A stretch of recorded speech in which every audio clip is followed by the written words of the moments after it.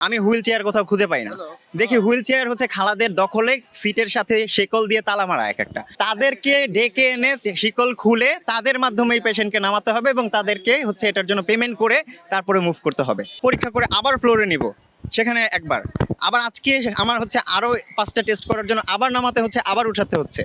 যতবার নামাচ্ছি উঠাচ্ছি কোথাও মুভ করছি, প্রতিবারে 100, 150, 200 টাকাও চায় তারা। আর কি এমন একটা সিন্ডিকেট এখানে তৈরি হয়েছে। ইভেন একটা ইন্টারেস্টিং বিষয় হচ্ছে, ইন্টারেস্টিং বলা ঠিক হবে না কিন্তু আমার কাছে মনে হচ্ছে এটা ইন্টারেস্টিং। ফ্লোরে যখন হচ্ছে আমি পেশেন্টকে নামাবো, আমি হুইল চেয়ার কোথাও খুঁজে পাই না। দেখি হুইল চেয়ার হচ্ছে খালাদের দখলে, সিটের সাথে শিকল দিয়ে তালা মারা এক একটা। এটা হচ্ছে government hospital, government wheel chair তো হচ্ছে রোগীদের সেবার জন্য এখানে দিয়ে দিয়েছে। তারপরও তারা হচ্ছে এগুলো এক একটা বুক করে রেখে দিয়েছে। তাদেরকে ডেকে এনে শিকল খুলে তাদের মাধ্যমে এই পেশেন্টকে নামাতে হবে এবং তাদেরকে হচ্ছে এটার জন্য পেমেন্ট করে তারপরে মুভ করতে হবে। আমার আমার এখানে হসপিটালে ডক্টরের পেছনে, ওষুধের পেছনে যতটুকু না খরচ যাচ্ছে তার থেকে 3-4 গুণ বেশি যাচ্ছে শুধু এই যে হুইল চেয়ারে করে হচ্ছে আনা নেয়া, পেশেন্ট আনা নেয়া, তাদেরকে টাকা দেওয়ার পেছনে।